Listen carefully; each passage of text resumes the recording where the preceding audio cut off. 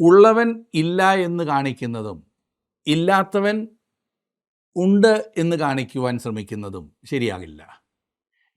ഞാനായി തന്നെ ജീവിക്കുന്നതിലെ സുഖം അനുഭവിച്ചിട്ടില്ലാത്തവരാണ് താൻ അല്ലാത്തതാകുന്നു എന്ന് കാണിക്കുവാൻ തത്രപ്പെടുന്നത്. ഇതിനെ കൈകാര്യം ചെയ്തേ മതിയാകൂ.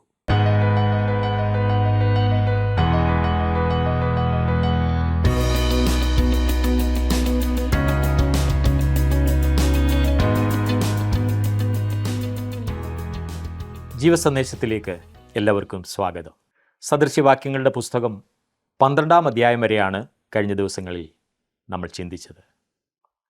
ഇതിലെ ഓരോ വാക്യങ്ങളിലും പരിചയമുള്ള അനേക വ്യക്തികളെ നമ്മൾക്ക് കണ്ടെത്തുവാൻ കഴിഞ്ഞു. നമ്മളെയും അക്കൂട്ടത്തിൽ കാണുവാൻ കഴിഞ്ഞു എന്ന് വിചാരിക്കട്ടെ. അതിലെല്ലാം ഉപരിയായി അത്യുന്നതനെക്കുറിച്ചുള്ള അറിവ് കൂടുതൽ പ്രാപിക്കുവാൻ ഈ ക്ലാസ്സുകൾ ഉപകരിക്കുന്നു എന്ന് വിചാരിക്കട്ടെ.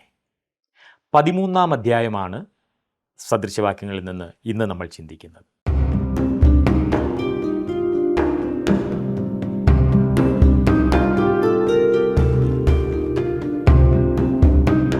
സദൃശ്യവാക്യങ്ങൾ 12-ാം അധ്യായമാണല്ലോ കഴിഞ്ഞ ക്ലാസ്സിൽ നാം പഠിച്ചു കഴിഞ്ഞത്. ഇന്ന് നമുക്ക് 13-ാം അധ്യായത്തിലേക്ക് വരാം. 13-ാം അധ്യായത്തിൻ്റെ ആദ്യ വാക്യം ഞാനൊന്ന് വായിക്കാൻ ശ്രദ്ധിച്ചാട്ടെ. ജ്ഞാനമുള്ള മകൻ അപ്പൻ്റെ പ്രബോധന ഫലം, പരിഹാസിയോ ശാസന കേട്ടനുസരിക്കുന്നില്ല. ശലോമോൻ ദാവീദിൻ്റെ ഇഷ്ടപുത്രനായിരുന്നില്ല എങ്കിലും അവൻ കുറഞ്ഞത് അപ്പൻ പറയുന്നത് കേൾക്കുന്നവനായിരുന്നു. പിതാവിൻ്റെ പ്രബോധനം ശ്രദ്ധിച്ച ജ്ഞാനമുള്ള മകൻ്റെ ഒരു ഉദാഹരണമാകുന്നു ശലോമോൻ. ഇനിയും ശലോമോൻ്റെ മകൻ രഹോബയാം പരിഹാസിയുടെ ഒരു ഉദാഹരണമാകുന്നു. അവൻ പ്രബോധനം കൈക്കൊള്ളാതിരുന്നവനാണ്. നാം ഈ സദൃശവാക്യങ്ങളിലെല്ലാം കാണുന്ന പ്രകാരത്തിലുള്ള മോശപ്പെട്ട വശത്തിൻ്റെ അല്ലെങ്കിൽ ഇരുണ്ട വശത്തിൻ്റെ ഉദാഹരണമാകുന്നു രഹോബയാം. രഹോബയാം മാത്രമല്ല, മറ്റു ഉദാഹരണങ്ങളും ബൈബിളിൽ നമുക്ക് കാണാവുന്നതാണ്. 13-ാം അധ്യായത്തിൻ്റെ 2-3 വാക്യങ്ങൾ: തൻ്റെ വായുടെ ഫലത്താൽ മനുഷ്യൻ നന്മ അനുഭവിക്കും, ദ്രോഹികളുടെ ആഗ്രഹമോ സാഹസം തന്നെ.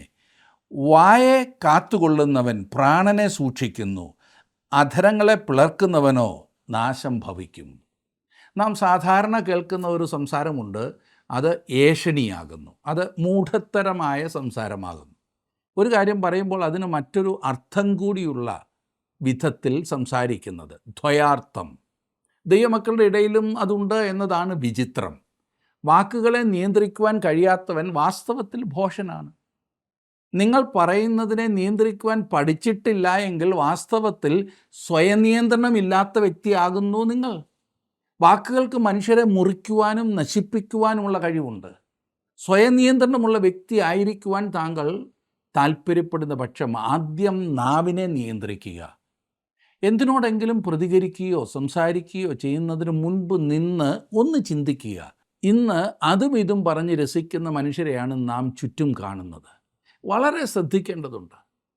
നമ്മുടെ വാക്കുകൾ നാം വളരെ ശ്രദ്ധിക്കണം. നാം ഒരിക്കലും വേറൊരു അർത്ഥം വെച്ചുകൊണ്ട് സംസാരിക്കുവാൻ പാടില്ല. നാം സംസാരിക്കുമ്പോൾ അത് കേൾക്കുന്ന ആളുകൾക്ക് നമ്മുടെ ഉള്ളിലുള്ള കാര്യം അതുപോലെ മനസ്സിലാക്കുവാൻ കഴിയുന്ന വിധത്തിൽ തെളിവായിട്ട് വേണം സംസാരിക്കുവാൻ. 4-ാം വാക്യത്തിൽ നാം കാണുന്നത്: മടിയൻ കൊതിച്ചിട്ടും ഒന്നും കിട്ടുന്നില്ല, ഉത്സാഹികളുടെ പ്രാണനോ പുഷ്ടിയുണ്ടാകും. തെസ്സലോനിക്കർക്ക് ലേഖനം എഴുതിയപ്പോൾ വിശുദ്ധ പൗലോസ് അത് വ്യക്തമാക്കി പറഞ്ഞിട്ടുണ്ട്. അവിടെ ഭക്തരെന്ന് ചിന്തിച്ച ചില ആളുകളുണ്ടായിരുന്നു. അവർ പറഞ്ഞത്, ഞങ്ങൾ കർത്താവിൻ്റെ വരവിനായി കാത്തിരിക്കുകയാണ്. അങ്ങനെ പറഞ്ഞ് അവർ വേലയൊന്നും ചെയ്യാതിരുന്നു. പൗലോസ് എഴുതിയത്, വേല ചെയ്യുവാൻ മനസ്സില്ലാത്തവൻ തിന്നുകയുമരുത് എന്നത്രേ. വേല ചെയ്യാത്തവർക്ക് ദാനം ചെയ്യുവാൻ നാം ഒരുമ്പെടരുത്. നാം ശരിക്കും പണിയെടുക്കണം. കർത്താവ് വരുന്നു എന്ന് താങ്കൾ വാസ്തവത്തിൽ വിശ്വസിക്കുന്നുവെങ്കിൽ കൂടുതൽ വേല ചെയ്യുവാൻ അത് താങ്കളെ പ്രോത്സാഹിപ്പിക്കും. നല്ല ഒരു വേലക്കാരനായി താങ്കൾ തീരും. ഓരോ ദിവസവും ചെയ്യേണ്ട കാര്യങ്ങൾ നേരത്തെ തീരുമാനിച്ച് അതനുസരിച്ച് നാം പണിയെടുക്കണം. ക്രിയാത്മകമായി എന്തെങ്കിലുമൊക്കെ നാം എന്നും ചെയ്യണം. 5-6 വാക്യങ്ങളിൽ: നീതിമാൻ ഭോഷ്ക് വെറുക്കുന്നു, ദുഷ്ടനോ ലജ്ജയും നിന്ദയും വരുത്തുന്നു. നീതി സന്മാർഗിയെ കാക്കുന്നു, ദുഷ്ടതയോ പാപിയെ മറിച്ചു കളയുന്നു. ആന്തരികമായ സത്യത്തെയാണ് ഇത് സൂചിപ്പിക്കുന്നത്. പ്രായോഗിക നീതിയുടെ പശ്ചാത്തലം ഇതാകുന്നു. തെറ്റായതിനെ ദൈവം വെറുക്കുന്നു. അതിനെ അംഗീകരിക്കുവാൻ ദൈവത്തിന് സാധിക്കില്ല.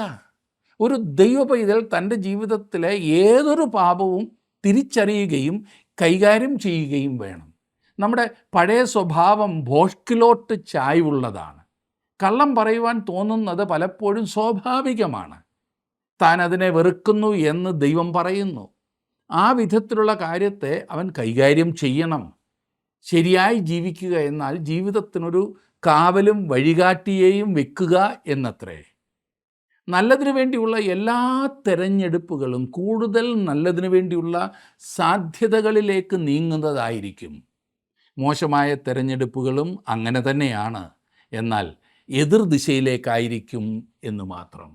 ദൈവവചനത്തിനനുസരണമായി താങ്കൾ എടുക്കുന്ന ഓരോ തെരഞ്ഞെടുപ്പുകളും നിങ്ങളുടെ ജീവിതത്തിൽ കൂടുതൽ അടുക്കും ചിട്ടയും കൊണ്ടുവരുമ്പോൾ അനുസരണക്കേടിൻ്റെ തെരഞ്ഞെടുപ്പുകൾ ഓരോന്നും ചിന്താക്കുഴപ്പങ്ങളും നാശവുമാകുന്നു കൊണ്ടുവരുന്നത്. താങ്കൾ എടുക്കുന്ന തെരഞ്ഞെടുപ്പുകൾ താങ്കളുടെ ആത്മാർത്ഥതയെ രൂപപ്പെടുത്തുവാൻ പോരുന്നതാണ്. ശരിയായ തെരഞ്ഞെടുപ്പുകൾ വലിയ സുരക്ഷിതത്വവും കരുതലും നൽകിത്തരുന്നു. 7-ാം വാക്യത്തിൽ, 13-ാം അധ്യായത്തിൻ്റെ 7-ാം വാക്യത്തിൽ, ഒന്നുമില്ലാഞ്ഞിട്ടും ധനികനെന്ന് നടിക്കുന്നവനുണ്ട്, വളരെ ധനമുണ്ടായിട്ടും ദരിദ്രനെന്ന് നടിക്കുന്നവനുമുണ്ട്. അത് കൊള്ളാമില്ലേ? നമുക്കെല്ലാമുള്ള ആ പഴയ സ്വഭാവത്തിൻ്റെ മറ്റൊരു നല്ല ഉദാഹരണമാകുന്നു ഈ കാണുന്നത്. നാം പാവപ്പെട്ടവരാകുന്നു എങ്കിൽ അയൽക്കാരുടെ ഒപ്പം എല്ലാം ഉണ്ട് എന്ന് കാണിക്കുവാൻ നാം എന്തെങ്കിലുമൊക്കെ ചെയ്യും. വാസ്തവത്തിൽ നമുക്കുള്ളതിനേക്കാൾ ഏറെ ഉണ്ട് എന്ന് നാം നടിക്കും. കടം വാങ്ങിച്ച ഉടുപ്പും കടം വാങ്ങിച്ച സാരിയും ഇട്ടുകൊണ്ടാണെങ്കിലും തനിക്ക് വല്ലതുമൊക്കെ ഉണ്ട് എന്ന് കാണിക്കുവാൻ ശ്രമിക്കുന്നവർ അനേകരാണ്. എനിക്ക് വഹിക്കുവാൻ കഴിയുന്നതിനപ്പുറമാണെങ്കിലും എൻ്റെ വീട്ടിലും വലിയ ടി വിയും നല്ല കാറുമൊക്കെ ഉണ്ടെന്ന് കാണിക്കുവാൻ കടം വാങ്ങി അബദ്ധത്തിൽ ചാടിയിട്ടുള്ളവർ അനേകരാണ്. ഇന്നും ഇതൊക്കെ കണ്ടിട്ടും ചാടുന്നവർ അതിലും അധികമാണ്. തങ്ങൾക്ക് തന്നെ വാസ്തവത്തിൽ വഹിക്കുവാൻ വയ്യാത്ത ഒരു പരിതസ്ഥിതിയിലാണ് ചിലർ കഴിഞ്ഞുകൂടുന്നത്. ഈ രണ്ട് സ്വഭാവങ്ങളും ദൈവം വെറുക്കുന്നു. കാരണം രണ്ടും കപടഭക്തിയാണ്. ഉള്ളവൻ ഇല്ല എന്ന് കാണിക്കുന്നതും ഇല്ലാത്തവൻ ഉണ്ട് എന്ന് കാണിക്കുന്നതും തെറ്റാണ്. നാം ചെയ്യരുതാത്ത കാര്യം അഭിനയിക്കുന്നതാണ് രണ്ടും. നാം അയൽക്കാരുടെ ഒപ്പം എല്ലാം ഉണ്ട് എന്ന് കാണിക്കേണ്ട യാതൊരു ആവശ്യവുമില്ല. അയൽക്കാരെ അറിയാൻ കൂടി വയ്യ എന്ന വിധത്തിലും നാം ജീവിക്കേണ്ടതില്ല. നാം അവരെ അയൽക്കാരെ പോലെ കണക്കാക്കേണ്ടതാണ്, ബന്ധുക്കളെ പോലെ കണക്കാക്കേണ്ടതാണ്. എന്നിട്ട് നാമായി തന്നെ ജീവിക്കുവാൻ പഠിക്കണം. നാമായി തന്നെ ജീവിക്കുന്നതിലെ സുഖം പലരും അനുഭവിച്ചിട്ടില്ല. അതുകൊണ്ടാണ് ഈ അഭിനയിക്കുന്നത് കൊണ്ട് നാം നഷ്ടപ്പെടുത്തുക മാത്രമേ ഉള്ളൂ. അടുത്ത വീട്ടിൽ അവർ അങ്ങനെ ചെയ്തു, അതുകൊണ്ട് എനിക്കും വേണമെങ്കിലും ഇല്ലെങ്കിലും ഞാനും അങ്ങനെ ചെയ്യും. ഇത് ഒരു തരം അടിമത്തമാകുന്നില്ലേ? പ്രത്യേകിച്ചും വീട്ടിൽ എന്തെങ്കിലുമൊക്കെ പ്രത്യേകതകൾ ഉണ്ടാകുമ്പോഴാണ് ഇതിൻ്റെ ഗൗരവം മനസ്സിലാക്കുന്നത്. ഇന്ന് പിന്നെ എല്ലാത്തിനും ആഘോഷമാകുന്നുവല്ലോ. ഈ അനാവശ്യ ആഘോഷങ്ങളെല്ലാം ആരോ വ്യത്യസ്ത സംസ്കാരങ്ങളിൽ എവിടെയോ ചെയ്തത് നാം അനുകരിക്കുക മാത്രമാണ്. അത് നാം ചിന്തിക്കുന്നില്ല. പണ്ടൊക്കെ നാം വിവാഹവും പിന്നെ ജന്മദിനവും ഒക്കെ മാത്രമായിരുന്നു ആഘോഷിച്ചിരുന്നത്. ഇന്നത്തെ ആഘോഷങ്ങളുടെ ഒരു ലിസ്റ്റ് ഞാൻ പറയുവാൻ പോയാൽ ഇന്ന് മറ്റൊന്നിനും സമയം തികയുകയില്ല. ഇത് ആർക്കെങ്കിലും സഹായകം ആകുവാനായിട്ടല്ല, പിന്നെയോ താൻ ആരോ ആകുന്നു എന്ന് കാണിക്കുവാനുള്ള അഹങ്കാരം മാത്രമാകുന്നു. ഈ അടുത്ത കാലത്ത് നാട്ടിലെ ഒരു സാധാരണ സുവിശേഷകൻ്റെ മകൻ്റെ വിവാഹത്തിന് 4000 പേരെ ക്ഷണിച്ച് ചെലവ് ചെയ്തു എന്ന് കേട്ടു. ക്ഷണിക്കപ്പെട്ടവരിൽ ചിലരെങ്കിലും എന്നോട് പറഞ്ഞു, എന്തിനാണ് എന്നെ ക്ഷണിച്ചതെന്ന് എനിക്ക് മനസ്സിലാകുന്നില്ല എന്ന്. അപ്പം ഞാൻ പറഞ്ഞു, സംഭാവനയ്ക്കല്ലാതെ വേറെ എന്തിനാണ് ക്ഷണിച്ചത്, കൊണ്ടുകൊട്. അല്പം കൂടിയൊരു സുവിശേഷകൻ്റെ മകൻ്റെ വിവാഹം ഞാൻ കഴിഞ്ഞ ദിവസം കേൾക്കുകയുണ്ടായി. ആ വിവാഹം കഴിഞ്ഞ് 7 സ്ഥലങ്ങളിലാണ് റിസപ്ഷൻ നടത്തിയത്. കോടികളാണ് പൊടിച്ചത്. ഇതിനെ ദുരഭിമാനമെന്നല്ലാതെ എന്താണ് വിളിക്കേണ്ടത്? എനിക്കുണ്ടോ ഇല്ലയോ എന്നുള്ളതല്ല പ്രശ്നം. മറ്റേ ആളിന് അനുസരിച്ച് ഞാനും നിൽക്കണം. നാം വാസ്തവത്തിൽ ഓരോന്ന് ചെയ്യുമ്പോൾ എനിക്കിത് ആവശ്യമാണോ എന്ന് ആദ്യം ചോദിക്കുക. പിന്നെ എനിക്കിത് വഹിക്കാവുന്നതാകുന്നുവോ എന്ന് ചോദിക്കുക. അത് അല്ലാത്ത അവസ്ഥ വിരസമാണ്, ബുദ്ധിമുട്ടാണ്. ഒരിക്കലും നമുക്ക് ആസ്വദിക്കുവാൻ കഴിയുകയില്ല. ആസ്വദിച്ചാൽ തന്നെ ഉടനെ അതിൻ്റെ ഭവിഷ്യത്ത് അനുഭവിക്കേണ്ടി വരും. 9-ാം വാക്യത്തിൽ നാം വായിക്കുന്നത്, നീതിമാൻ്റെ വെളിച്ചം പ്രകാശിക്കുന്നു, ദുഷ്ടന്മാരുടെ വിളക്കോ കെട്ടുപോകും. ഇസ്രായേലിലെ രാജാക്കന്മാരെക്കുറിച്ച് പഠിക്കുമ്പോൾ ഞാൻ ഈ വിഷയം പറയുകയുണ്ടായി. ഓരോ വംശത്തിൽ നിന്നുള്ളവർ രാജാക്കന്മാരായി, എന്നാൽ അവരുടെ ദുഷ്ടത കാരണം അവരെ മൃഗീയമായി നശിപ്പിക്കപ്പെട്ടു. ഇതത്ര ദൈവം ഇവിടെ പറയുന്നത്. ദുഷ്ടന്മാരുടെ വിളക്കോ കെട്ടുപോകും. ഇത് ഈ ലോകത്തിൽ വീണ്ടും വീണ്ടും സംഭവിക്കുന്നു. അഡോൾഫ് ഹിറ്റ്ലറുടെ അന്ത്യം എത്ര ശോചനീയമായിരുന്നു. ജോസഫ് സ്റ്റാലിൻ്റെ അനുഭവം എത്രയോ പരിതാപകരമായിരുന്നു, അല്ലേ? അതുപോലെ അനേകരുടെ. 10-ാം വാക്യത്തിൽ നാം കാണുന്നത്, അഹങ്കാരം കൊണ്ട് വിവാദം മാത്രമുണ്ടാകുന്നു, ആലോചന കേൾക്കുന്നവരുടെ പക്കലോ ജ്ഞാനമുണ്ട്. ഒരു കൂട്ടത്തിലോ വീട്ടിലോ അയൽക്കാർ തമ്മിലോ സഭയിലോ ഒക്കെ വഴക്കുണ്ടാക്കുന്നതിൻ്റെ അടിസ്ഥാന കാരണം അഹങ്കാരമാണ്. ഇത് എല്ലായ്പ്പോഴും അങ്ങനെ തന്നെയാണ്. എൻ്റെ ഭാഗത്താണ് തെറ്റ്, അഥവാ എനിക്ക് സഹായം ആവശ്യമുണ്ട് എന്നിത്യാദി വാക്കുകൾ ഉച്ചരിക്കുവാൻ വലിയ പ്രയാസമാണ്. സോറി എന്ന് പറയുവാൻ വലിയ പ്രയാസമാണ്.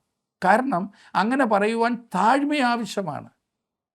എല്ലാ വഴക്കിലെയും ഘടകം അഹങ്കാരമാകുന്നു.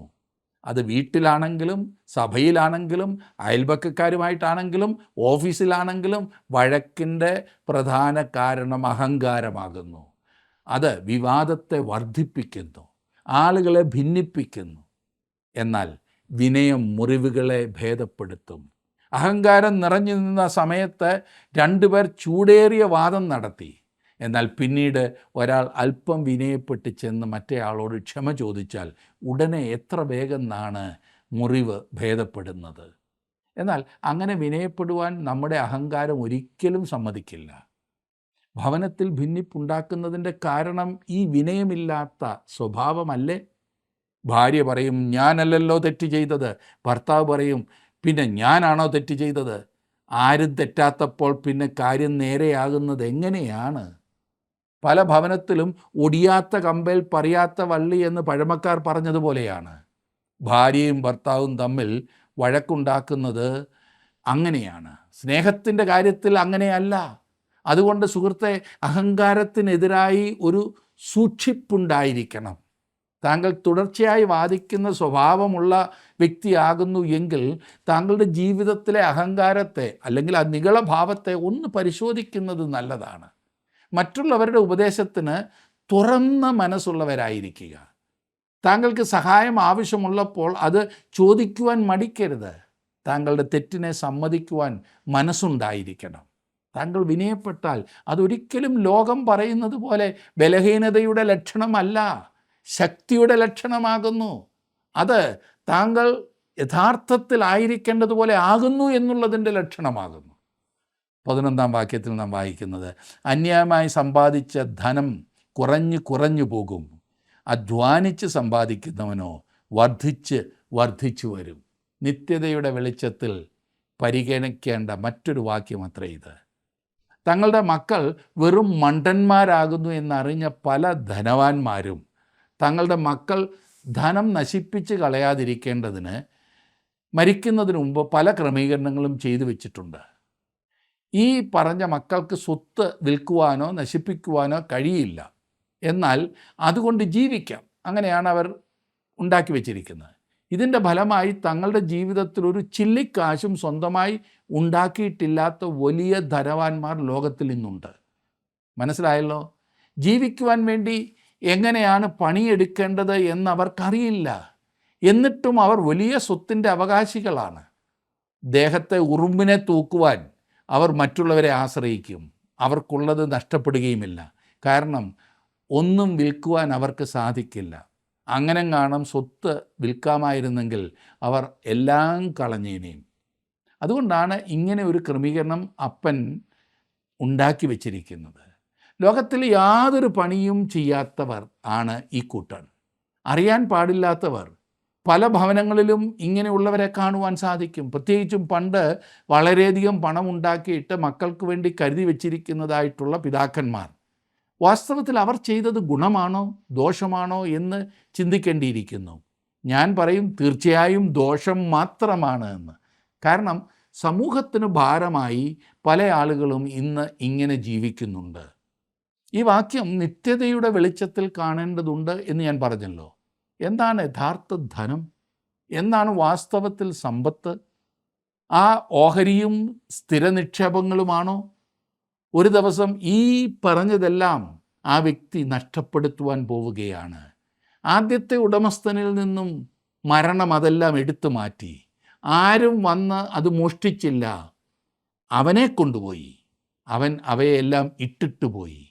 ഭൂമിയിലെ സമ്പത്തുള്ള എല്ലാവർക്കും സംഭവിക്കാൻ പോകുന്നത് അതുതന്നെയാണ്. ഒന്നും കൊണ്ടുപോകുകയില്ല.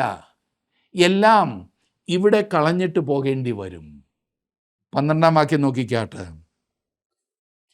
ആശാവിളംബനം ഹൃദയത്തെ ക്ഷീണിപ്പിക്കുന്നു, ഇച്ഛാനിവൃത്തിയോ ജീവവൃക്ഷം തന്നെ. സംഭവിക്കുവാൻ യാതൊരു സാധ്യതയുമില്ലാത്ത എന്തിനെങ്കിലും വേണ്ടി ആശിച്ചുകൊണ്ട് താങ്കൾക്ക് വേണമെങ്കിൽ കഴിയാം. എന്നാൽ അത് താങ്കളുടെ ഹൃദയത്തെ ക്ഷീണിപ്പിക്കും. ഈ കാരണത്താലാണ് നാം നമ്മുടെ ജീവിതത്തിൽ ദൈവഹിതവുമായി ചേർന്ന് പോകേണ്ടിയിരിക്കുന്നത്. കാരണം നാം നമ്മുടെ ജീവിതത്തിൽ ഒരിക്കലും സംഭവിക്കാത്ത അനേകം കാര്യങ്ങൾക്കായി ആശിച്ച് കാത്തിരിക്കുന്നുണ്ടാകും. ദൈവം നമ്മെ ആക്കിയിരിക്കുന്ന സാഹചര്യങ്ങളെ നാം അതുപോലെ അംഗീകരിക്കുന്നത് അത്രേ നല്ല കാര്യം. ആ യാഥാർത്ഥ്യം അംഗീകരിക്കുന്നതാണ് അനുഗ്രഹം. 13-ാം വാക്യം മുതൽ നാം കാണുന്നത്, വചനത്തെ നിന്ദിക്കുന്നവൻ അതിന് ഉത്തരവാദി, കൽപ്പനയെ ഭയപ്പെടുന്നവനോ പ്രതിഫലം പ്രാപിക്കുന്നു. ജ്ഞാനിയുടെ ഉപദേശം ജീവൻ്റെ ഉറവാകുന്നു, അതിനാൽ മരണത്തിൻ്റെ കണികളെ ഒഴിഞ്ഞു പോകും. സൽബുദ്ധിയാൽ രഞ്ജനയുണ്ടാകുന്നു, ദ്രോഹിയുടെ വഴിയോ ദുർഘടം. സദൃശവാക്യങ്ങൾ ആദ്യോടന്തം നീതിയും ദുഷ്ടതയും തമ്മിലുള്ള വ്യത്യാസം നാം കാണുന്നുണ്ട്. ദൈവം നിഗളത്തെ വെറുക്കുന്നു, അവിടുന്ന് നിയമനിഷേധത്തെ വെറുക്കുന്നു, കപടഭക്തിയെ അവൻ വെറുക്കുന്നു. നമ്മുടെ മനുഷ്യ സ്വഭാവത്തിൽ നിന്നും ഉയർന്നു വരുന്ന ഈ കാര്യങ്ങൾ കൊണ്ട് ദൈവത്തിന് യാതൊരു പ്രയോജനവുമില്ല എന്ന് ഞാൻ പറഞ്ഞാൽ നിങ്ങൾക്ക് മനസ്സിലാകുമല്ലോ. ആ കാരണത്താലാണ് നാം നമ്മുടെ പഴയ സ്വഭാവത്താൽ ചെയ്യുന്ന യാതൊന്നും ദൈവം അംഗീകരിക്കാത്തത്. നമ്മുടെ പുതിയ സ്വഭാവത്താൽ, പുതിയ പ്രകൃതത്താൽ ചെയ്യുവാൻ കഴിയുന്നത് മാത്രമാണ് ദൈവത്തിന് സ്വീകാര്യമായിട്ടുള്ളത് എന്ന് നാം മറക്കരുത്. അതെ, ക്രിസ്തുവിലായ ഒരു വ്യക്തി പുതിയ സൃഷ്ടിയാണല്ലോ. ആ സ്വഭാവത്തെക്കുറിച്ചാണ് പറയുന്നത്. അവൻ എൻ്റെ പഴയ ആ പ്രകൃതം, എൻ്റെ ആ സ്വഭാവം സ്വർഗത്തിലേക്ക് കൊണ്ടുപോകുവാൻ പോകുന്നില്ല എന്നത് തീർച്ചയാണ്. അതിൽ നിന്നും രക്ഷപ്പെടുന്നതാണ് എനിക്ക് സന്തോഷം. നമ്മിൽ ഓരോരുത്തരിലും സകല പാപവും ഉണ്ടാക്കുന്ന പഴയ സ്വഭാവത്തിൽ നിന്നും എന്നേക്കും വിടുവിക്കപ്പെട്ടിരിക്കും. തനിക്കെന്താണ് വേണ്ടതെന്ന് യെശയ്യാപ്രവചനം 66-ാം അധ്യായത്തിൻ്റെ 2-ാം വാക്യത്തിൽ ദൈവം വ്യക്തമാക്കുന്നുണ്ട്. അവിടെ നാം വായിക്കുന്നത്, എങ്കിലും അരിഷ്ടനും മനസ്സ് തകർന്നവനും എൻ്റെ വചനത്തിൽ വിറയ്ക്കുന്നവനുമായ മനുഷ്യനെ ഞാൻ കടാക്ഷിക്കും. ദൈവത്താൽ അംഗീകരിക്കപ്പെടണമെന്നുണ്ടെങ്കിൽ നാം എല്ലാവരും ദൈവത്തിങ്കലേക്ക് വരേണ്ട വിധം അതത്രേ. തകർന്ന ഹൃദയത്തോടെ, തകർന്ന മനസ്സോടുകൂടെ വചനത്തിൽ വിറയ്ക്കുന്നവരായി നമുക്ക് നിഗളഭാവത്തോടെ വരുവാൻ കഴിയില്ല. വന്നാൽ ദൈവം അംഗീകരിക്കുകയുമില്ല. അവിടുത്തെ വചനമോ കൽപ്പനകളോ നിരസിക്കുവാൻ നാം ഒരുമ്പെടരുത്. അതൊരിക്കലും ശുഭമായിരിക്കുകയില്ല. 17-ാം വാക്യം, ദുഷ്ടദൂതൻ ദോഷത്തിൽ അകപ്പെടുന്നു, വിശ്വസ്തനായ സ്ഥാനാപതിയോ സുഖം നൽകുന്നു. അധികാരസ്ഥാനത്തിരിക്കുന്നവർ ഉന്നതമായ വിശ്വസ്തതയുള്ളവർ ആയിരിക്കേണ്ടതുണ്ട്. അവരുടെ ഭാഗത്തെ ബലഹീനതകൾ മറ്റുള്ളവർ മുതലെടുക്കുവാൻ ഇടയാകരുത്. സ്വാധീനമുള്ളപ്പോൾ ഒക്കെ കാട്ടിക്കൂട്ടിയിട്ട് പിന്നെ എങ്ങനെയെങ്കിലും രക്ഷപ്പെടുവാൻ ശ്രമിക്കുന്നത് നടക്കുന്ന കാര്യമല്ല. 18-ാം വാക്യം എത്ര സത്യമാണല്ലേ. പ്രബോധനം ത്യജിക്കുന്നവന് ദാരിദ്ര്യവും ലജ്ജയും വരും, ശാസന കൂട്ടാക്കുന്നവനോ ബഹുമാനം ലഭിക്കും. മറ്റുള്ളവരുടെ ഗുണദോഷം തള്ളിക്കളയുന്നവർ എത്ര സംഘർഷത്തിലാണ് എപ്പോഴും ജീവിക്കുന്നത് എന്ന് നിങ്ങൾ ചിന്തിച്ചിട്ടുണ്ടോ? നിഗളഭാവം കൊണ്ടാണ് ഈ പ്രബോധനം ത്യജിക്കുന്നത്. ചില വ്യക്തികളെ തിരുത്തുവാൻ വലിയ പ്രയാസമാണ്. 19 മുതലുള്ള വാക്യങ്ങൾ: ഇച്ഛാനിവൃത്തി മനസ്സിന് മധുരമാകുന്നു, ദോഷം വിട്ടകലുന്നതോ ഭോഷന്മാർക്ക് വെറുപ്പ്. ജ്ഞാനികളോടുകൂടെ നടക്ക, നീയും ജ്ഞാനിയാകും. ഭോഷന്മാർക്ക് കൂട്ടാളിയായവനോ വ്യസനിക്കേണ്ടി വരും. ദോഷം പാപികളെ പിന്തുടരുന്നു, നീതിമാന്മാർക്കോ നന്മ പ്രതിഫലമായി വരും. ഗുണവാൻ മക്കളുടെ മക്കൾക്ക് അവകാശം വച്ചേക്കുന്നു, പാപിയുടെ സമ്പത്തോ നീതിമാന് വേണ്ടി സംഗ്രഹിക്കപ്പെടുന്നു. സാധുക്കളുടെ കൃഷി വളരെ ആഹാരം നൽകുന്നു, എന്നാൽ അന്യായം ചെയ്തിട്ട് നശിച്ചു പോകുന്നവരുമുണ്ട്. വടി ഉപയോഗിക്കാത്തവൻ തൻ്റെ മകനെ പകയ്ക്കുന്നു, അവനെ സ്നേഹിക്കുന്നവനോ ചെറുപ്പത്തിലേ അവനെ ശിക്ഷിക്കുന്നു. എത്ര നല്ല ഗുണദോഷങ്ങളാണ് ഈ ഭാഗത്തെല്ലാം നാം കാണുന്നത്. 24-ാം വാക്യത്തിൽ നാം കാണുന്നത്: വടി ഉപയോഗിക്കാത്തവൻ തൻ്റെ മകനെ പകയ്ക്കുന്നു, അവനെ സ്നേഹിക്കുന്നവനോ ചെറുപ്പത്തിലെ അവനെ ശിക്ഷിക്കുന്നു. അതെ, ശിക്ഷണത്തിൽ മക്കളെ വളർത്തേണ്ട വിധം ഒരു ദൈവവൈതലിനോട് പറഞ്ഞിരിക്കുന്നത് ഇതേ കാര്യമാകുന്നു. മക്കളെ, നിങ്ങളുടെ അമ്മയപ്പന്മാരെ അനുസരിപ്പീനെന്ന്. എന്നാൽ അവിടെ കൊണ്ട് തീർന്നില്ല, പിതാക്കന്മാരോടും പറഞ്ഞിട്ടുണ്ട് കുഞ്ഞുങ്ങളെ പ്രകോപിപ്പിക്കരുത് എന്ന്. എന്താണ് ഇതിൻ്റെ അർത്ഥം? താങ്കൾ ക്ഷോഭിച്ചിരിക്കുമ്പോൾ കുഞ്ഞുങ്ങളെ അടിക്കരുതെന്ന്, ശിക്ഷിക്കരുതെന്ന്. താങ്കളുടെ കോപം കളയാനല്ല കുഞ്ഞുങ്ങളെ അടിക്കേണ്ടത്, ശിക്ഷിക്കേണ്ടത്. കുഞ്ഞുങ്ങൾ നന്നാകാൻ വേണം അവരെ ശിക്ഷിക്കുന്നത്. ഇത് പലർക്കും മനസ്സിലാക്കിയാൽ തന്നെ അംഗീകരിക്കുവാനും വളരെ പ്രയാസമാണ്. പലരും തങ്ങൾ കുഞ്ഞുങ്ങളെ എന്തിനാണ് ശിക്ഷിക്കുന്നതെന്ന് കുഞ്ഞുങ്ങളോട് പറഞ്ഞ് മനസ്സിലാക്കാറില്ല. അതുകൊണ്ട് തന്നെ ഒരു ശത്രുതാ മനോഭാവത്തോടു കൂടെയാണ് ശിക്ഷണത്തെ കുഞ്ഞുങ്ങൾ കാണുന്നത്. കുഞ്ഞുങ്ങളെ ശിക്ഷണത്തിൽ കൊണ്ടുവരുമ്പോൾ തന്നെ അവരോടുകൂടി ഇരുന്ന് കാര്യം പറഞ്ഞ് മനസ്സിലാക്കുവാൻ സമയം കണ്ടെത്തണം. അത് വളരെ പ്രധാനപ്പെട്ട കാര്യമാണ്. ശിക്ഷണം വളരെ പ്രധാനപ്പെട്ട സംഗതിയാണ്. അത് ഉപേക്ഷിക്കരുത്. സ്നേഹമുള്ള മാതാപിതാക്കൾക്ക് കുഞ്ഞുങ്ങളെ ശിക്ഷിക്കുന്നത് അത്ര എളുപ്പമുള്ള കാര്യമല്ല. മാതാപിതാക്കൾക്ക് ദൈവം നൽകിയിരിക്കുന്ന ഏറ്റവും വലിയ ഉത്തരവാദിത്വം തങ്ങളുടെ കുഞ്ഞുങ്ങളെ പരിലാളിച്ച് ഗുണദോഷിച്ച് ശിക്ഷണത്തിൽ വളർത്തുക എന്നുള്ളതാണ്. ഡിസിപ്ലിൻ. ശിക്ഷണത്തിൽ കുറവുണ്ടാകുമ്പോൾ ആയത് കുഞ്ഞുങ്ങളോടുള്ള സ്നേഹക്കുറവ് കൊണ്ട് എന്നേ ചിന്തിക്കാനാവൂ. കാരണം തങ്ങളുടെ കുഞ്ഞുങ്ങളുടെ സ്വഭാവ രൂപീകരണത്തിൽ താല്പര്യക്കുറവുള്ളതിനാലല്ലേ അവരെ ഗുണദോഷിച്ച് ശിക്ഷിച്ച് വളർത്താത്തത്. തിരുത്തലുകൾ ഇല്ലാതിരുന്നാൽ കുഞ്ഞുങ്ങൾ ശരിയേത് തെറ്റേത് എന്ന ശരിയായ ധാരണ ഇല്ലാതെ വളരുവാൻ തുടങ്ങും. കുഞ്ഞുങ്ങളെ ശിക്ഷണത്തിൽ വളർത്തുന്നതിൽ ഭയപ്പെടേണ്ടതില്ല. ആയത് സ്നേഹത്തിൻ്റെ പ്രകടനമാകുന്നു. നാം ചെയ്യുന്നത് തീർച്ചയായും ദൈവകൃപയിൽ ആശ്രയിച്ചുകൊണ്ട് വേണം എന്ന് മാത്രം. താങ്കളുടെ പ്രയത്നം കുഞ്ഞുങ്ങളെ ജ്ഞാനികളാക്കുകയില്ല, മറിച്ച് മറ്റെന്തിനേക്കാളും ഏറെ ദൈവജ്ഞാനം അന്വേഷിക്കുവാൻ അതവരെ സഹായിക്കും. ഇന്നത്തെ നമ്മുടെ സമൂഹത്തിൽ മാതാപിതാക്കൾ ഏറ്റവും അധികം അവഗണിക്കുന്ന ഒരു കാര്യമാണ് കുഞ്ഞുങ്ങളെ ദൈവഭയത്തിൽ വളർത്തണമെന്നുള്ളത്. എല്ലാം പോയി കഴിയുമ്പോൾ ഉടനെ കാര്യങ്ങൾ നേരെയാക്കുവാൻ ഓടി നടക്കും. ശ്രദ്ധിക്കൂ സുഹൃത്തെ, കുഞ്ഞുങ്ങളുടെ കാര്യത്തിൽ വളരെയേറെ നാം ശ്രദ്ധിക്കേണ്ടതുണ്ട്. കുഞ്ഞുങ്ങളെ സമയം ചെലവഴിച്ച് ശിക്ഷണത്തിൽ വളർത്തുവാൻ മാതാപിതാക്കൾ പ്രത്യേകിച്ച് ഈ കാലത്ത് വളരെ ശ്രദ്ധിക്കണം. അത്ര വഷളായ ഒരു സമൂഹത്തിലാണ് നാം ജീവിക്കുന്നത്. നാം എല്ലാം വളരെ ധൃതിയിലാണ്. കുഞ്ഞുങ്ങൾക്കും പഠിക്കുവാൻ വളരെയുണ്ട്. എല്ലായിടത്തും മത്സരമാണല്ലോ. ഏറ്റവും മുൻപിൽ നിൽക്കുന്നവർക്ക് മാത്രമേ ഇന്ന് എന്തെങ്കിലും നേടുവാൻ സാധിക്കൂ എന്ന ഒരു അവസ്ഥാവിശേഷത്തിലേക്ക് വന്നിരിക്കുകയാണ്. അതുകൊണ്ട് നാം മുൻഗണന വിട്ടുകളയരുത്.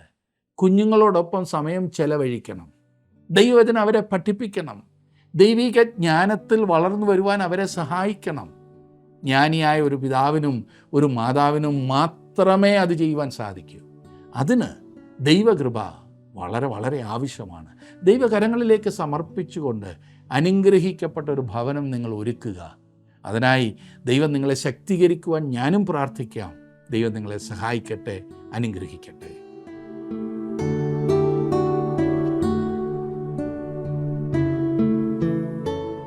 നാവ് ഒരു ചെറിയ അവയവമെങ്കിലും അതിനെ നിയന്ത്രിക്കേണ്ടതിൻ്റെ ആവശ്യകതയെക്കുറിച്ച് സദൃശ്യവാക്യങ്ങളിൽ അനേക പ്രാവശ്യം നമ്മൾ കേട്ട് കഴിഞ്ഞു. എന്നാൽ നാവിനെ ശരിയായ വിധത്തിൽ ഉപയോഗിച്ചാൽ അതിന് വളരെ നന്മകൾ ചെയ്യുവാൻ കഴിയും. കേൾക്കുന്നവർക്ക് കൃപ ലഭിക്കേണ്ടതിന് ആവശ്യം പോലെ ആത്മീയ വർധനയ്ക്കായി നമ്മുടെ നാവിൽ നിന്ന് നല്ല വാക്കുകൾ പുറപ്പെടണമെന്ന് എഫേസ്യ ലേഖനത്തിലും, വാക്കുകൾ കൃപയോടുകൂടിയതും ഉപ്പിനാൽ രുചി വരുത്തിയതും ആയിരിക്കണമെന്ന് കൊലോസ്യർക്ക് എഴുതിയ ലേഖനത്തിലും നമ്മൾ കാണുന്നു. സങ്കീർത്തനക്കാരൻ പറയുന്നു, എൻ്റെ ഹൃദയം ശുഭവചനത്താൽ കവിയുന്നു, എൻ്റെ കൃതി രാജാവിന് വേണ്ടിയുള്ളത് എന്ന് ഞാൻ പറയുന്നു. എൻ്റെ നാവ് സമർത്ഥകനായ ലേഖകൻ്റെ എഴുത്തുകോലാകുന്നു. സങ്കീർത്തനങ്ങൾ 45:1 നമ്മുടെ നാവ് നമ്മൾക്കും മറ്റുള്ളവർക്കും അനുഗ്രഹമായി തീരട്ടെ. അത് ദൈവനാമ മഹത്വത്തിനായിട്ട് നമ്മൾക്ക് ഉപയോഗിക്കാം. അതിനായിട്ട് നമ്മളെ സമർപ്പിക്കാം. ദൈവം നിങ്ങളെ സഹായിക്കട്ടെ.